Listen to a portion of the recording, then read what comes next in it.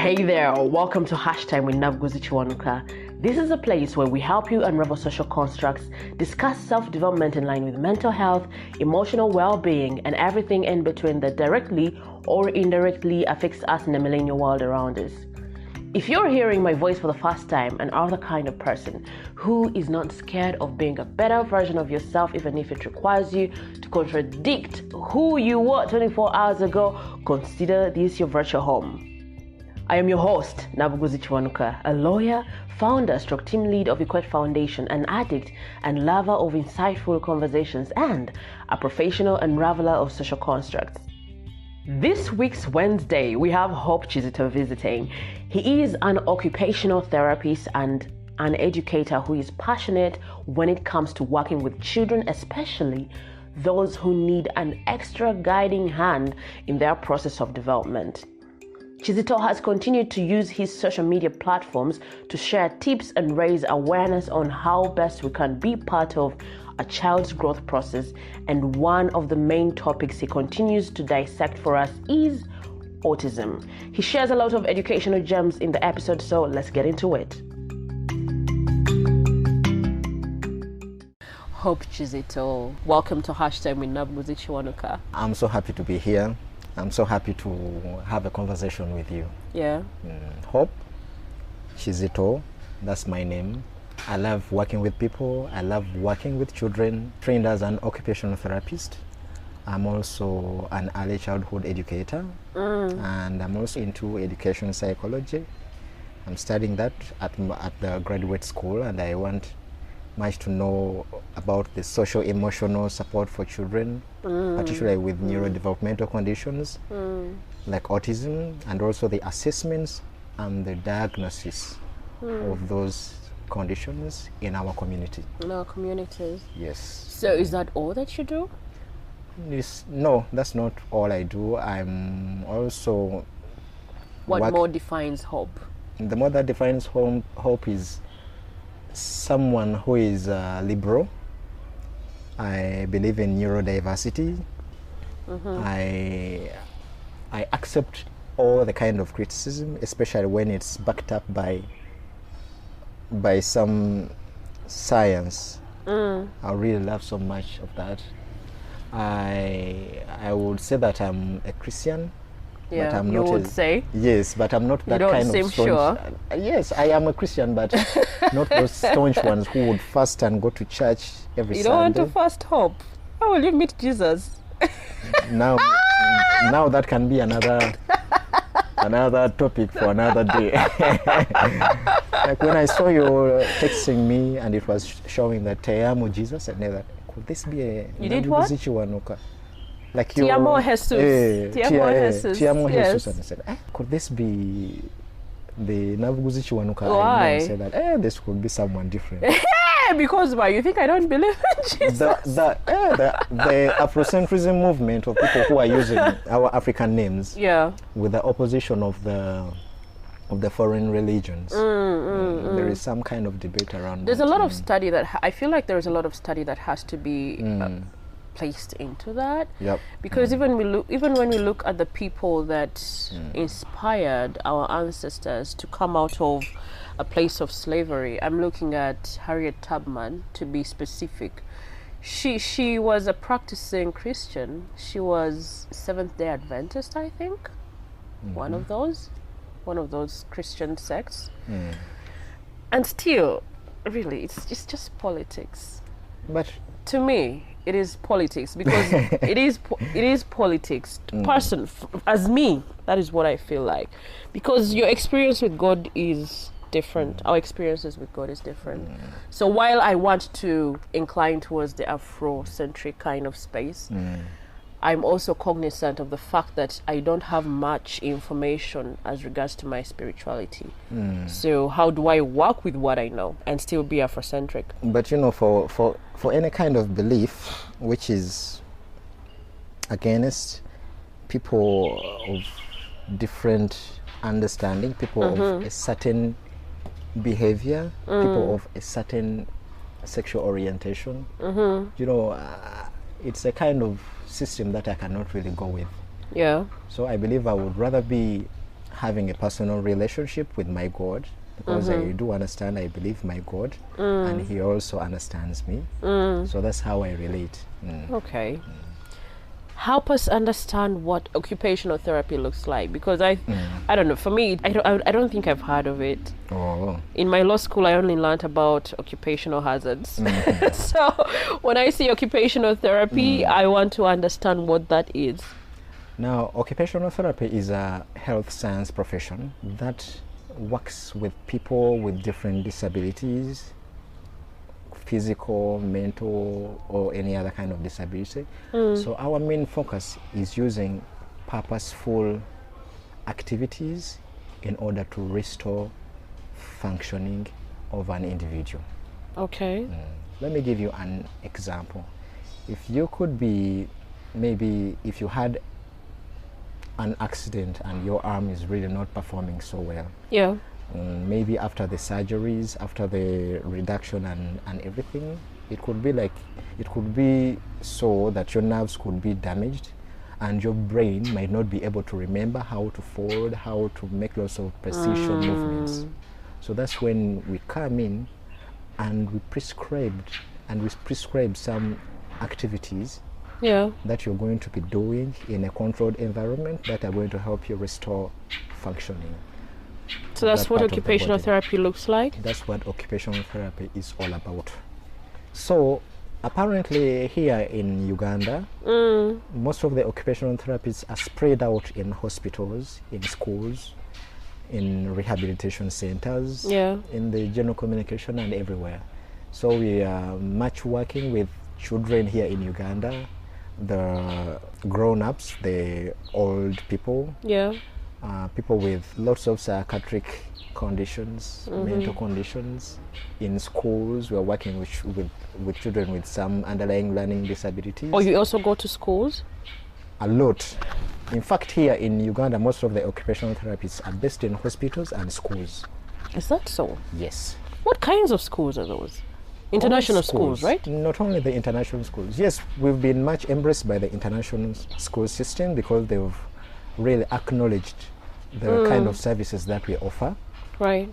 But also our national schools have also started to embrace those kind of services, because most of the children who are enrolled in those schools, especially who are having some psychological assessments, who are having some underlying learning challenges, are always having those diagnoses and the evaluation, and they always recommend particular professionals who are supposed to work with that child in schools. Oh yeah. And those range from the occupational therapists, the speech and language therapists, and the psychologists. These are in schools?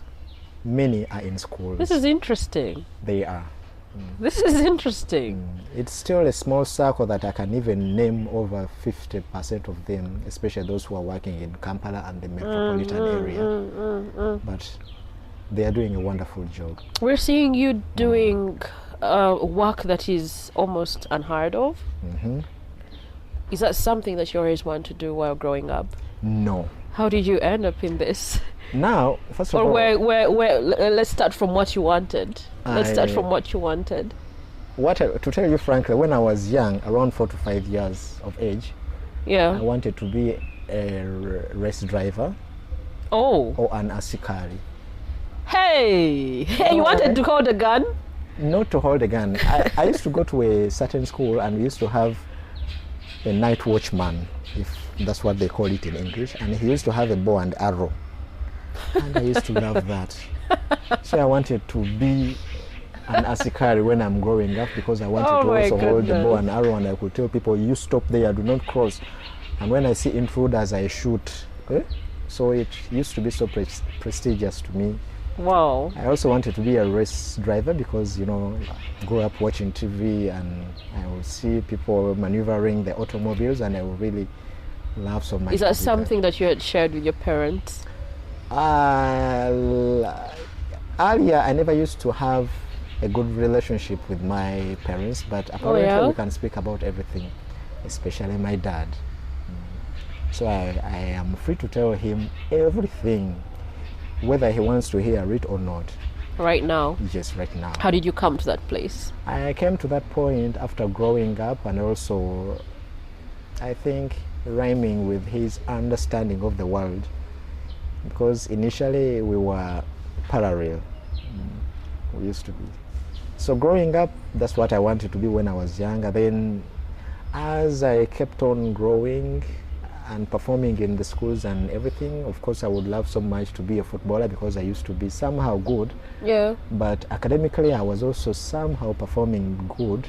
Then after my senior 4, I passed sciences very well, and so I decided to take on a science-based combination at HSC. Yeah. And that's when I knew that, you know what, I have to take up either health sciences or engineering sciences at the university. That's when I knew that, you know what, I can now be a doctor. I can. Yeah. Either a dentist or... And this is you already in HSC. You're still figuring out what you wanted to be at that time? Yes, and I was so lucky to have thought of figuring out what I wanted to be. Because here in Uganda, you could even reach 30 years when you don't know what you want to be. Ouch. It's I possible. understand, yeah. But in all in all, I never used to fancy being a teacher. Though right now I am. I am, and I embrace it a lot, but I never wanted to be, because for our traditional teachers, the way they used to address some factors in the society used to be not loved by the people. The way they used, what they used to earn, the way they used to dress, the way they used to be, the kind of hostility, the conservatism, if I could call it like that, that everything has to be done in a particular way. They, you know, no one would actually want to be, no one would love being a teacher. But when I grew up, especially working under some foreign curriculums, when I became a teacher, when I started working in schools, working with some certain curriculums, working in some international curriculums, and embracing diversity, because we used to have lots of staff coming from the different areas of the world, understanding the child protection policies. I really loved working with children. Right. Now I work with children all the time, and I do believe they love me. And also the parents really appreciate what I'm doing with their children. So I pointed you out because of the topic that you keep pushing for on your Facebook account. You keep sharing moments of you handling autistic children. Yes. And I feel like our experience with autism, I don't know, I can't speak for everyone, but I know me and my friends, possibly our experience with autism is through movies. And we possibly don't really get to a place of feeling like this is something that can actually be in your household. So help us understand what autism is. Autism tends to be defined in lots of different ways, depending on the beliefs of people. But personally, this is what I understand by the term autism. Autism is a neurodevelopmental condition, which means it is a condition of the brain functioning, and it affects an individual in 3 developmental areas. The first one is social interaction. The second one is communication, and the third one is the restriction in the activities, the restriction and doing the activities repetitively, whether they make sense to the people who are viewing you or not. So for any individual who possesses those 3 characteristics in their development, they suit to fall on the autism diagnosis. That's what the Diagnostic and Statistical Manual, the 5th edition of the American Psychiatric Association, the APA, that's how it defines autism. So currently, that's the definition of autism. So, in the areas of communication, autism is a spectrum disorder. That's why it's called the ASD, what we call the autism spectrum disorder or autism spectrum condition. That means each and every individual with autism is affected in a different way. Oh. Yes. Now, in the areas of communication, you'll find an individual might not be able to understand the kind of words that we're using. For example, when I'm speaking to you, that back and forth conversation that we are making, they might not be able to understand it, or they might not be able to do the same. Secondly, it also does that come from a place of not understanding it, or is it because they cannot really respond the way how we do? Now, it's not related to understanding. However, the understanding tends to come with the intellectual disability, which sometimes is comorbid with autism. However, it's all about their style of communication, that they might not be able to speak and the other one asks and they respond. So they are understanding, but they are not, their brain is not programmed to follow that reciprocated kind of communication. Right. So you can actually talk to them and they just stay silent. They could either use one word or they could just use some gestural signs to show that they are understanding, or they might not be able to speak at all, regardless of whether they are speaking or they are non-speaking. Yeah. That's why people tend to think that he or she is an introvert, but at the back of the mind, he could be also able to suit the autism diagnosis. Yes. People on the spectrum, some can also be non-verbal, some can be semi-verbal, and some could be verbal, speaking and fluent very well. Yes. There are lots of people on the spectrum who are speaking. I was surprised recently. I landed on a post. I think it's just yesterday or 2 days ago. I landed on a Facebook post where a mother was not even aware that she was autistic. And she only got to learn that she was after having children, and her children were autistic. Yes. So when she was having classes about how to handle her own children, this is when she gets to find out that she's also autistic. How is that possible? As we said earlier, that autism is a spectrum disorder. Yeah. Before calling it a spectrum disorder, we used to have subtypes of autism. Okay. So autism had really types. There was the autism disorder itself. Yeah. There was the pervasive developmental disorders, otherwise not specified. There was the childhood disintegrative disorders, and there was what we call Asperger's syndrome. Why? Now, very complex words. Yes. Now, most of the individuals who apparently can suit the Asperger's syndrome criteria, they are verbal, they are smart in their areas of expertise, and it's quite hard to diagnose them. It's really so hard. However, what makes them suit the recent autism diagnosis? Yes, they could be verbally speaking, but there is also what we call the social communication. If I'm speaking with someone with Asperger's, they could even be engineers, electricians, or doctors, or and they're surgeons, performing whatever. well? They are usually good in the areas of expertise that they concentrate on. Yeah. In fact, that's why you'll find most of the tech guys, when you study much of the founders of the different technologies, most of them suit the autism diagnosis. But what qualifies them to be having autism is or the deficit in communication is their perception of some language phrases. When we are talking and we start using some proverbs, the parts of speech, the idioms, it could be hard for them to comprehend, regardless of how good they are in the different areas. You know, when you speak about that, like I told you that we mostly experience autism in movies, I'm looking at The Good Doctor. Yes. I don't know if most of us have watched the show. I'm looking at The Good Doctor. He is good in his area of expertise, like you mentioned. But socially, Jesus. Hey, it's obvious. I've even forgotten his name. I have also forgotten, but he used to struggle when it comes to maintaining and understanding and forming relationships. Right. You'll also find that he Can you speak about how they are very honest? Is Now- that them? Is that all of them? Yes, I would call it that. But later, when you understand some, they could also be conditioned that this is now what you want to hear. So they will exactly tell you what you want to hear. Is that so? And that's the opposite of being honest. Now, with children being so honest, that is much of the social communication. They are always straightforward because they do not know that you can really lie to someone. So imagine moving with a child, holding their hand, moving to the supermarket. You just say that, "Mommy, this man is fat."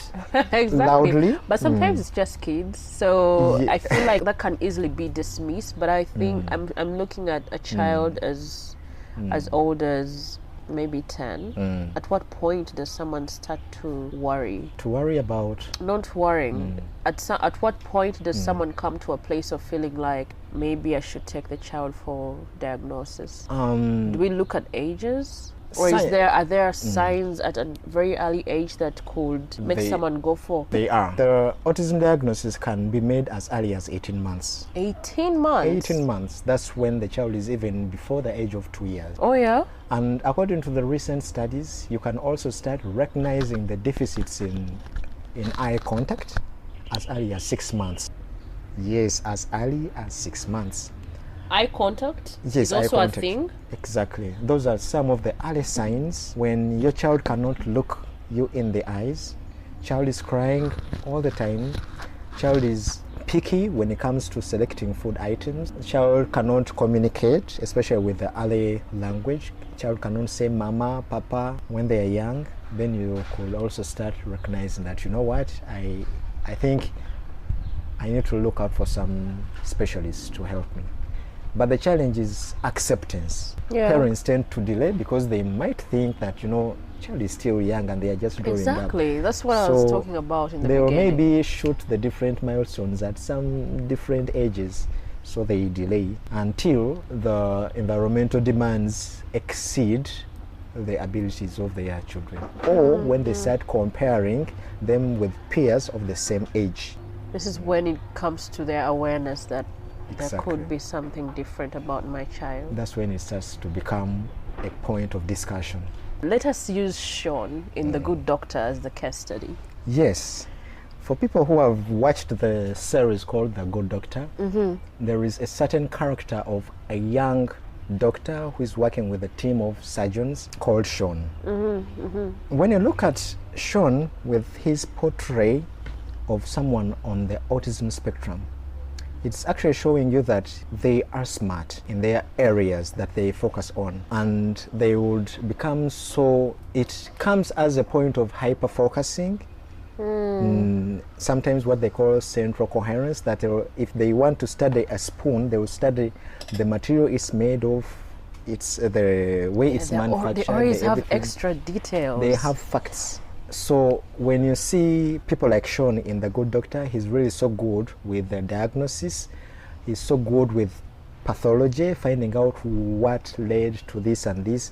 He's so good with connecting that this could be happening to this patient. However, on the other side, he is also struggling with forming, starting and maintaining relationships. Especially when you study with about his social life with the apartment partner they used to be with, regardless of how much she used to express her affection towards Sean, but still Sean was not clearly understanding what's going on. He was treating her just like any other individual who would be living with you. And on that same note, Sean would also say out some particular words, and he would not think of the way how mean they could be. Yes, how mean they could be, how they could be perceived by the other person. He also would also say out words without expressing any facial emotional expression. Because that's it, I mean. That's what he feels. He would just go and say that, it's late, I don't want you to be here. Please go back to your room. Without thinking that this person could be possibly they still need to share space with me, or at least ask them. Yes, and now that's what we call autism. Recently, so when you talked about the types of autism, yes, what kind are we looking at in the place of Sean? In the place of Sean, now we are talking about Asperger's. Asperger's. That's if I could categorize the different parts, the different types of autism and the way they are affecting an individual. Yeah. Asperger's. The term Asperger's is still currently used because it really reflects lots of people on the spectrum, especially in the general population, what usually people do because they are much of functioning. Most of them go to school and they even achieve higher education up to the PhDs and everything. So people see them every day. And there are many because the condition itself is somehow hard to diagnose. And when it comes to areas like our Uganda, many people are on the spectrum, especially being Aspies. Really? Yes, but no one is going to find out. No one is going to diagnose. So they're just going to see a smart person who is brutally honest and introverted. Oh yeah. Yes. And they're just going to leave it at that. And they will live like that. They will grow up, start up relationships, failed marriage, failed relationship. Yeah, because they can't really relate. They can't, except when they find a partner who really understands them. Wow. I now have to go through my list of exes to find out. This is interesting. A similar case, this gentleman is not diagnosed, but we were in areas of Charlie Wajara there at a particular hospital. A certain surgeon came, the ward. I had a friend of mine who was operated. So we started introducing that, this is my brother, this is my sister. And he was not clearly understanding that how can your friend now become a brother? Now that particular kind of language, that if I become a friend of yours, with some time I will start introducing you as my sister. But for them, they cannot comprehend that. Exactly. Regardless of him You're not making being sense to them. a surgeon, what sometimes we call those complicated professions, but still we cannot comprehend the simple. Well, that's not simple. Proverbial language. Because what is simple? What is simple is my brother. We share our parents. So for you, when you go beyond that, I think you really need to get into explanation. But still, I'm sure they won't dismiss it. Like, no, your brother is supposed to be your parents' child or something like that. Like another good example is when Manchester was really beaten by Middlesbrough. Recently just here over the weekend. So when you are a Manchester fan like I, I'll come and I'll tell you that you know what, I was beaten, I was won. Now for someone on the spectrum to listen to that kind of conversation, it will be so hard for them to understand that now it was Manchester, then how come it's you now? You're not making sense to them. Yeah, it might not be able to make sense to them. Yeah. However, learning to understand those proverbial idiomatic kind of language, they learn, but it does not come automatically. I was actually going to ask you if they ever come to a place of acknowledging the normal or casual kind of talk. They do, and when they learn, they also start to mimic. They can sit somewhere and they pretend to be neurotypicals, part of the general population. They might also not want to express their sensory preferences. So so you might see someone because also they start noticing that they're different and therefore they try to fit in with society. As early as possible, because there are also some 10-year-olds on the spectrum who knows that I'm treated differently, I'm given a special place, and I'm not communicating fluently just like the other people of the population, so I must be different. So you'll find those people seated somewhere, adults, but most of the people on the spectrum, over 80%, have sensory processing differences. And most of them STEAM. STEAM is called self-stimulatory behavior. Okay. So because it is so important for them to keep calm. So for them to keep calm, they will at least prefer to speak when they are rocking, or helps fidgeting them with anything. However, it might not be socially acceptable, so they will mimic and they will pretend like nothing is going on, but deep inside they are dying. Wow. Yes. I've seen It really that. so happens a lot. So I'm personally advocating for embracing different sensory preferences, that if I'm having an individual, a partner or a child I'm moving with, and they prefer to steam, if it's not destructive and it's not putting them in danger, yes, they can really keep on, because it also helps them to focus much. However, when they are in schools, a teacher will never understand that you're understanding what they are saying when you're playing with your pen like this. Because for them, they only acknowledge that someone to be paying attention, they have to be doing what we call their whole body listening. Eyes focused, ears open, hands on your laps like this. Or the desk. You've actually brought me to something that I've always wondered. Is it possible for them to thrive in formal education? The answer is yes. They are able to thrive in what we call the mainstream education. However, majority of them need a lot of support.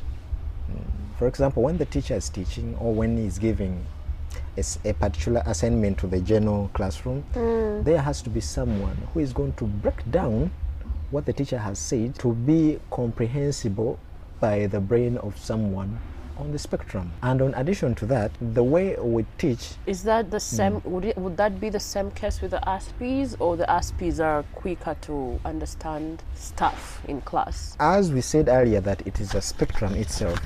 So when someone is having what we call Asperger's, they could even have more subject content than the teacher themselves. Finding a 10-year-old who is able to discuss the genetic strands of the DNA and the chromosomes, a 10-year-old. And it's hard for someone to understand that a 10-year-old can really have that much subject content. I feel like we're going biochemistry. We might, won't we be worried that the kids that were reading ahead of us in class, could that be the same case, or is it just a possibility? It could be the same case. However, for someone to be diagnosed to be a disorder, it has to be persistent. It also has to be exceeding the norm. It has to be excess. It has to have happened for a longer period of time consistently, which might not be the case. What is the other type of autism that you have mostly seen in your practice? What I would say, that autism is not categorized. But we are only bringing that particular a collection of expressions and behavior which used to suit the Asperger's syndrome criteria. But we do not categorize autism, but each individual is having different needs. That's why most of their services are individualized. What works? So you can't have the same, the way how you go to school and have 1+1 for everyone. You have to switch up for every individual. Exactly. Let me give you an example. In classes, according to the modern classroom managements, there is what we call a differentiation.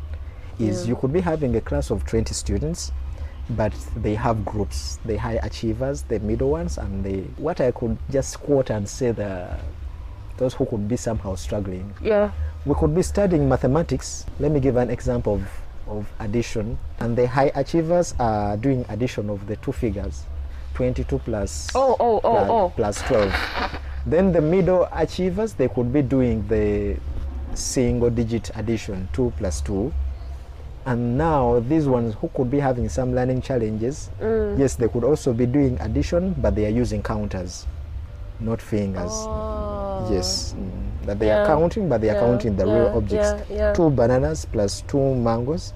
What do you get? Please count. Wow, so you have to give them more time. Yes, more time, more practical work, because they are much of subjective rather than just taking in concepts. They want things which are tangible. They will prefer that if you're telling me that this is a cup, please bring the real cup, not to tell me a story over cup. Yes. So they understand stuff that they can see, they can smell, they can hear. So they're a lot more practical. Practical and sensory. They are sensory learners. And the moment you embrace that, you will be understanding the best way to support individuals with autism in any community. It could be in the educational environment or in the other social environments. So I'm looking at a parent who might be scared that it might be really expensive to go for diagnosis. What words do you have for them? First of all, here in Uganda, the diagnosis of autism is quite expensive, and there are few people who are willing to offer those kind of services. However, we also thought about it, especially with an organization that I'm partnering with. Which one is that? You didn't talk about Children with Autism Uganda. Save Children with Autism Uganda. At the moment, we are located in areas of Komamboga, but we offer free consultation, free diagnosis, and we are also having some few students on the campus. We are training with basic educational knowledge and also scaling them at the same time. So there could be lots of parents over there who might not be able to sponsor, or who are not able to pay for an official diagnosis, which could be even ranging between $500 to $800 plus. Oh, really? Yes. Is that expensive to diagnose autism? It's a series. You cannot do it in a single day because you have to rule out that it is not associated with intellectual disabilities. That means you also have to carry out an intelligence test before autism itself. You have to... That is expensive. You have to see the child in different environments, not only sitting here to discuss. You have to see the child at home, in school, their interaction with the mates, and with the persistence. That means you have to see the child over and over again. The specialist has to be there in all spaces. Exactly. And it also has to be a team of professionals. Whoa. Exactly. That's why it's really so expensive. Oh my goodness. We are used to just going to hospital. Hey, I have headache, and the doctor just says, oh, it could be malaria. Now, with most of the psychological kind of conditions, we focus on the behavior. How do you interact with people and the environment, and the consistency and the persistence of that kind of condition. So you have to see the way they are interacting for some period of time and in different environments. That means you can opt to undergo an autism diagnosis right now on the 4th of February, and then your results or the evaluation, the diagnostic evaluation, comes up in March.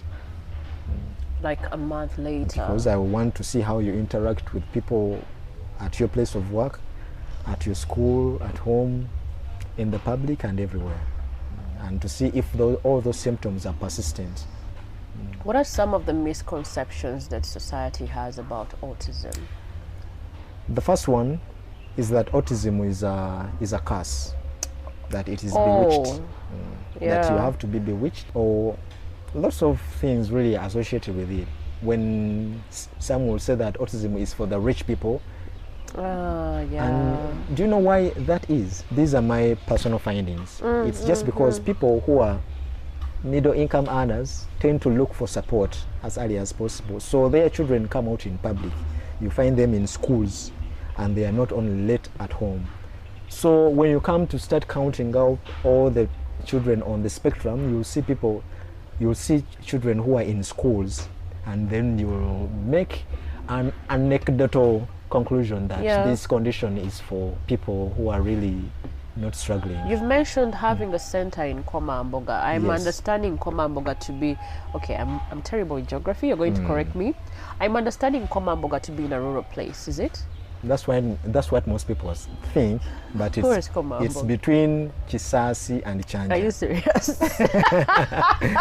Kisasi and because Chanja. that's going to be like, okay, now that you have something in the outskirts of Kampala, what is do you go out to communities? We do. We create lots of awarenesses, and we also go to deep down in the villages where there is little knowledge known. That is what I want to understand. The communities in the villages, what is their perception? Because I'm thinking in the urban centers, people are a little receptive of what that could be. So, what is your experience in the villages? What do you see? What misconceptions do you find? The first thing is they don't know. So, in addition to that, when they see that the child is really developing in a different way, not like the friends, they will have to send that child to the judge's place, that is the grandparents. So you usually find children with their grandparents, and then when you ask that where are the real parents, they'll say that they are in town or in the city, going on with their business. So children are always there and they do not know what's affecting them. So they are not willing to take on that burden of looking after that child who really needs a lot of support. Because it is so expensive in terms of time and money itself. So they are there and they do not know much about the condition. But we come in, we explain to them that, you know what, the way your child is behaving, the way that child is interacting with the environment, there is a certain condition that is known as autism. Because of this and this and this symptoms or the characteristics. However, a child who is developing in that kind of way has to be supported in this way. Then we also help with breaking the different myths. Please do not think that the child is bewitched or your co-wife is against you, but it is a genetic trait in our population. When you talk about it being a genetic trait, is it something that can be passed on from our ancestors? The answer is yes. Whoa, so this is something that people also have to go and test for? Like the way how they're advising us to go and do tests on sickle cells to find out whether you're a carrier or a sickler? The answer is no. You cannot test for whether you can. There are high chances of you having a child with autism. It is impossible because there are over 8,000 gene abnormalities which are related to autism. So imagine going to a center and then they start to test over 8,000 abnormal genes. They have to test all of them? Testing them can even take you over 60 years. So you have to wait for 60 years for them to test if this particular gene or this gene abnormality a combination of this genetic abnormality and this can lead to a child developing differently. And then they give you the results. Then another one, this one, and so it is practically impossible. It's so impossible. However, there is also a combination of the genetic and the environmental factors. How? I personally could be a carrier of the autistic traits, maybe from my great-great-grandparents. But however, I am in a certain kind of condition where I eat well, the social demands are not much on me, so I grew up in that kind of stage which tend to suppress my ability to either have a child with autism. It's also possible. So it also goes down to the feeding, the diet? Because we've talked about how you could be in a great environment, you eat well. But children with autism are born autistic. Whether you feed them right or you don't feed them right, whether you vaccinate them or you don't, whether you take them in high-end schools or not, or our usual schools, an autistic individual will be an autistic individual. Yes. However, early intervention tend to make the prognosis better. That means the earlier you start working with the child to address the different areas where they are somehow struggling, then the child will grow up to be performing better at schools and also participating with the environment with less restrictions. That's interesting. So are there only two misconceptions when it comes to autism? Many. I feel like there is also something like, yes, and the child is spoiled. Yes, your child is spoiled, your child is a brat. When you, especially with parents who tend to move with their children around, those children have lots of sensory preferences. Some would want to be carried in public. because they are maybe they've walked long stayed, or they feel more secure when they are in your arms. In your arms. Now, when the public looks at an 8-year-old who is craving to be carried, they'll never really understand that this child, if they are carried for that particular time, their central nervous system will be regulated and they will feel calmer. And the noise from the public will less affect them because they are secure that I'm with my mom here. Right. And in addition to that, most parents might also not prefer to go with their children in public because the condition might be associated with a child being destructive, and they will prefer to keep their dignity.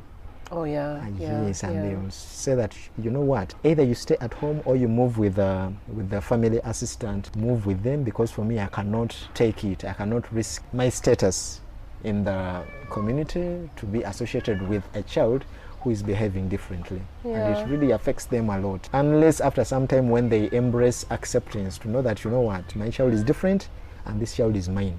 And I'm the first therapist, I'm the first doctor, I'm the first respondent to my child. What types of therapy exist when it comes to, you called it ASD? The Okay. autism spectrum disorders. Now, there are different types of therapies. Not so many, but the ones that are common, there is what we call ABA, the Applied Behavior Analysis, which is the most common one and the globally recognized type of therapies for children with autism. What is it like? It really bases on it uses the behavior principles, the conditioning, to help that child perform or to do what is appropriate and what you want the way you want that child to perform. For example, if that child is really destructive, you could use some behavior principles. By destructive, what are you looking at? What do we get to understand when you speak about a destructive child? A destructive child, a kind of person who would really want to always turn things around. TV is over there, I would rather knock it down to fall. I want to move around to the kitchen, open the water, run away, move to this other side. So for the behavior principles, you would correct that by a reward and punishment system. That you can ask the child that when you sit and you do not open the waters all the time, I will give you a candy. So the child will clearly understand that if I don't do that, I will be rewarded. But also on the other side, that child can be maybe told that if you keep on opening all the taps in the house, I'll punish you, so that child can also somehow understand. There are lots of controversies around that kind of therapy. Some can also consider it to be abusive, and I'm also on that side who are somehow against ABA. Yes, but it is the most... What are the downsides of using ABA? When you speak with most of the autistic adults who had gone through the kind of ABA system, they are considering it to be abusive, and later in life it can also be associated with PTSD, the post-traumatic stress disorder. The way I was put in the naughty corner because I was making noise or I was not behaving in a way they wanted me to behave, so I sit and face the wall for some 30 minutes.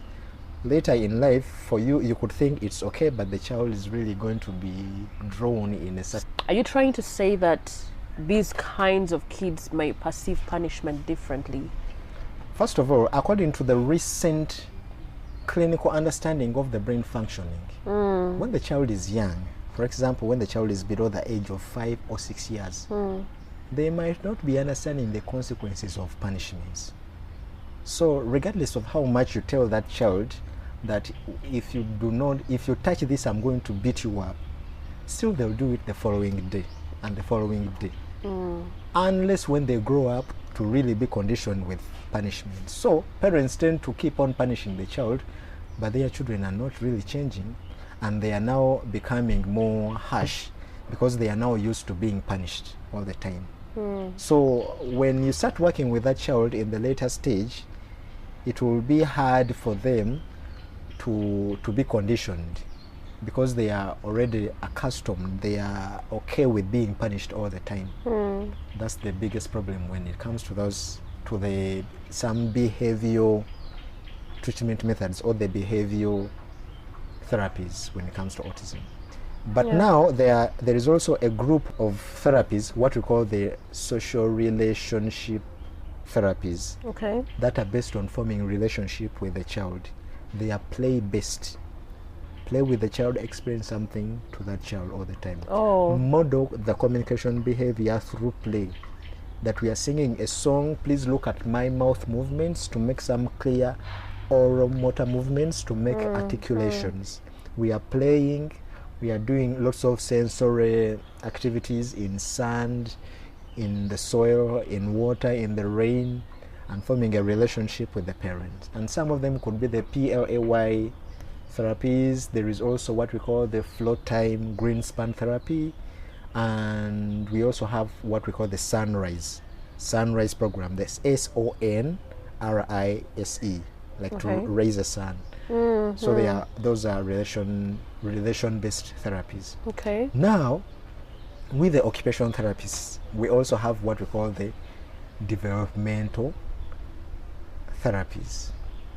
We use the knowledge of the brain science to develop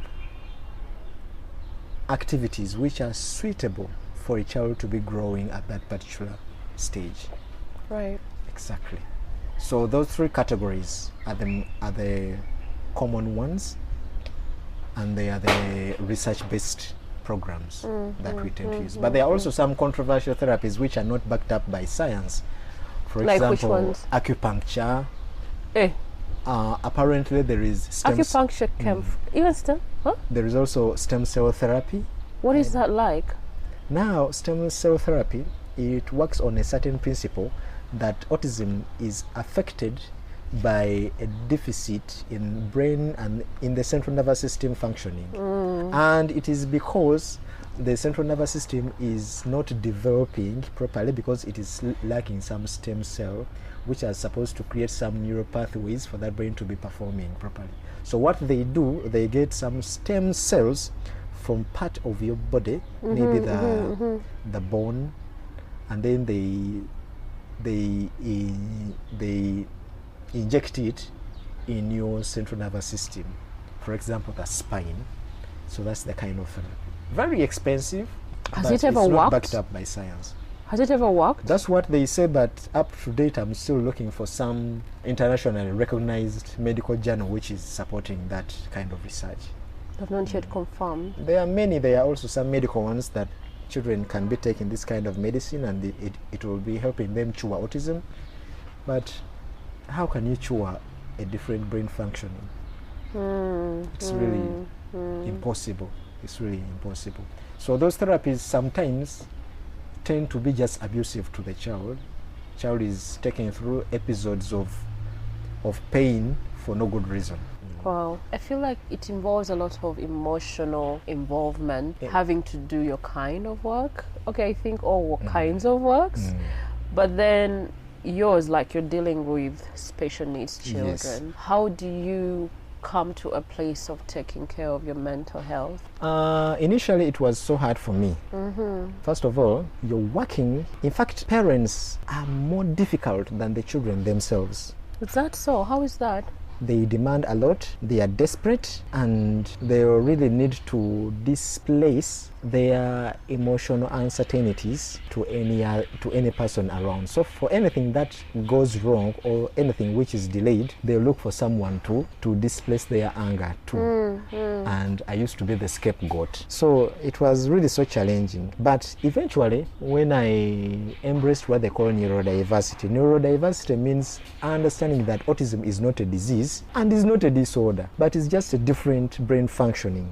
A different brain functioning. Exactly. Just like how your phone is operating on the Windows Android system and mine and is using iOS. the Android. Yeah. But they are both phones. They call, we can write with them. So we are just different. So when I'm working with children, I'm not remorseful at all. And I also try so much to counsel the parents not to be remorseful at all, but just to embrace that my child is different. Being different, that means their educational programs have to be a little individualized and different from the other typically developing students. And the moment they understand that, you explain everything to them, that your child is supposed to study this. Please prioritize this than this. Yeah. Then they'll start accepting. So your center is in Komamboga, and it is offering different kinds of skills to children. Yes. I feel like that is also bringing me to a place of, you are not really so much inclined to doing formal education. What ages are you working with at your center? Now, at the center, I am a volunteer. I'm working with them, offering completely free services. But principally, I'm doing home-based programs, and I'm also working as an occupational therapist for different school settings around. So at the center, we are having children ranging from the age of 6 years to 16 years.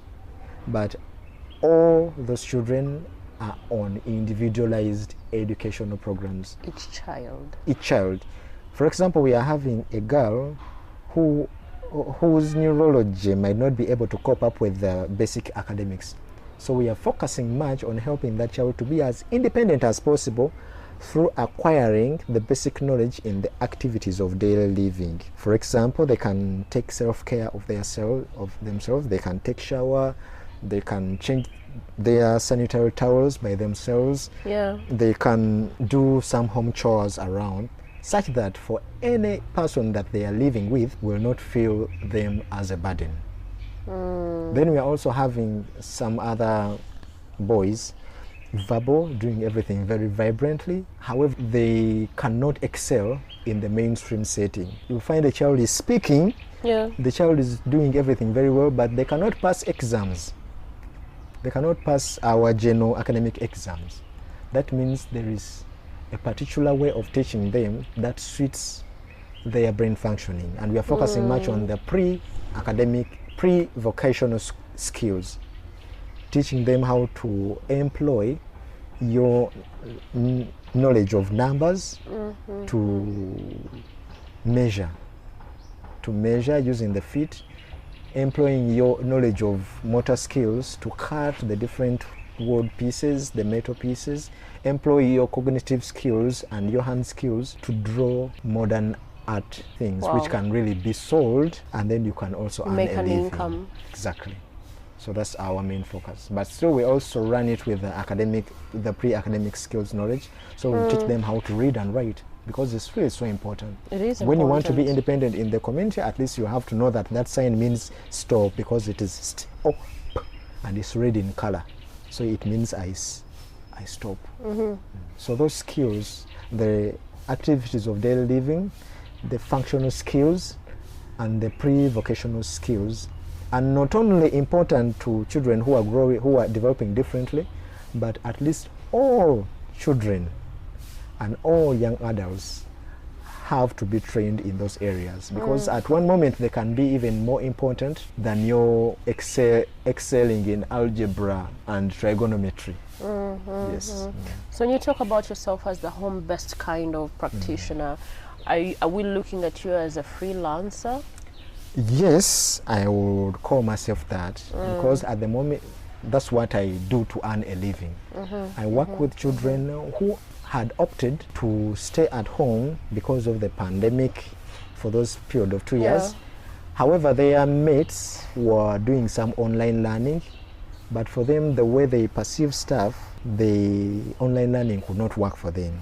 There had to be someone who understands them, who understands their sensory preferences, and who can modify the curriculum to suit their needs, and that's what I used to do. And there are also some students who are facing what we call rejection in schools, that they cannot be accepted in any school. So as long as you make mention of the child being autistic, the school just says, no, we can't have that child? Most schools fear. The moment you say that my child is autistic, they will say that they will give you reasons like, we do not have enough resources, we do not have enough staff, specialized staff to take care of that child. those are the cases that will raise. Or when you bring your child and they find out that your child is different, they will just tell you frankly that, you know what, we are risking having your child in our school because we do not have someone who is going to take care of that child all the time. So your child is on a risk of... Do you feel like they're right? ...getting in danger. Apparently, they are right in their own perception. They are right because, yes, if the child comes to school and they require a lot of extra support, it will be a burden to the school to employ more people to work with that child. Or if that child is destructive in class, making a lot of noise, moving up and down, it will bring up what we call seclusion. Seclusion is the environment itself will be giving the typical children hard time for them to focus on what is being taught because there is someone who is steaming, who is beating maybe on the chair like this, who is making some verbal steams, or who is running up and down in the class. And in addition to that, they will also require extra attention from the educators themselves, so they will not be focusing on the other ones. But also, on contrary, this very child on the spectrum will also not be catered for. Being chased out of the class all the time, being excluded, put in a particular room for you to do your stuff from there is also affecting their social development and also their academic performance. So it is all drama there. Yeah. It's all drama. So what advice do you have for the parents that might want to have the children in mainstream schools? First of all, to make an assessment that is the school environment itself favoring the development of that child. Will my child be able to tolerate the sensory issues at school? If children really shout, can he remain really calm? Is the school itself willing to take on my child? But most importantly, is the school willing to offer the suitable evidence-based learning program for my child? That's where the challenge comes from. However, now parents are reaching at a certain moment where they only want their child to be accepted. Yeah. As long as that school accepts my child in their school, that's enough for me because my child has been chased away from most of the schools. The moment they accept, whether with support or without any kind of support, I'll prefer my child to put on uniform to go to school. Isn't it risky to have the child in a school without support? It is so risky. Actually, it is risky to all children. However, children who are developing differently need some additional support in academics and also in their general life. Because especially children on the spectrum, when they are younger, they are at a risk of accidents, risk of being in danger all the time. So there has to be someone who is moving with that child from place to place. Oh. And that is an additional cost to the parent.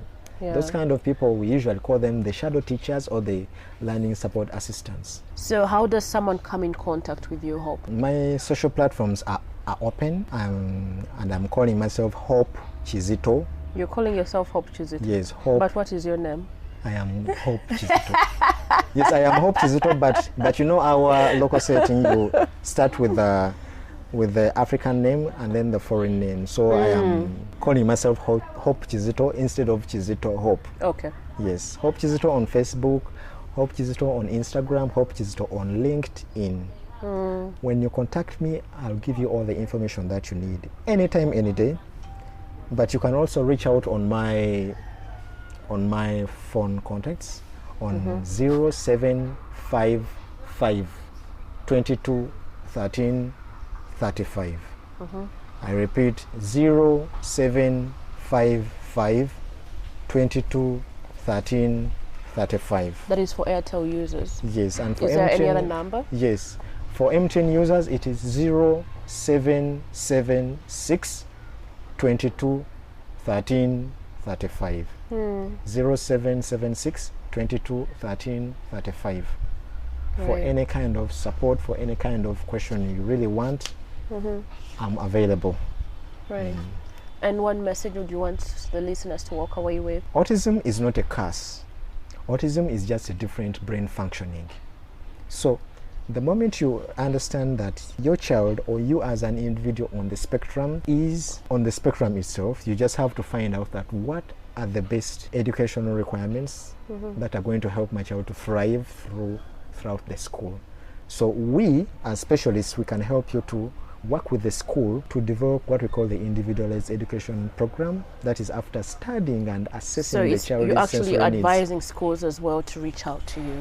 Exactly. To provide that kind of setting. The assessing the children and also to train the educators themselves for all the cases concerning working with children who are developing differently. Not only with autism, but all children with different underlying learning challenges. They could be mental, they could be physical. Yes. Reach out to us and then we will help you, train your staff, and also to assess those students to help them to develop some smart individualized education programs for them that are going to help them thrive throughout their educational course. And then life, how about life generally? Life generally, still we also do the same thing. Thank you so much for giving us your time and your knowledge. You're welcome.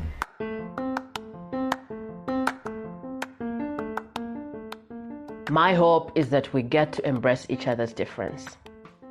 Thank you for tuning into another episode of Hashtime with Nabguzi Chiwanuka. If you love what you heard, make sure you subscribe to Hashtime with Nabguzi Chiwanuka in your podcast platform of choice, and make sure that your friends are also in awareness of this podcast's existence. We do not want to side-eye you as a selfish person. We do not want to do that. We do not want to. We want to be talking about you as someone who is generous with their knowledge. So when you find a conversation that resonates with you, but the podcast resonates with you, the whole podcast resonates with you, doesn't it? Yes, you need to share it with your comrades, your colleagues, your workmates, your parents. Your parents, your children, okay, not below 18. They might not really understand this conversation. Share it with the people that you know, all your relations that you get to engage with. They need these conversations.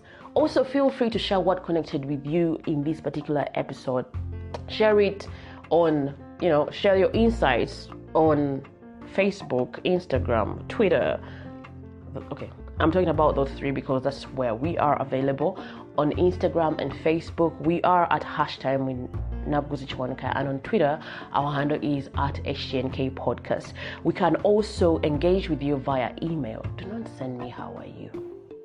Do not send me how are you on this email now. Surely. It's like asking a company how are you. Our email is at htnkpodcast@gmail.com. I really look forward to hearing from you.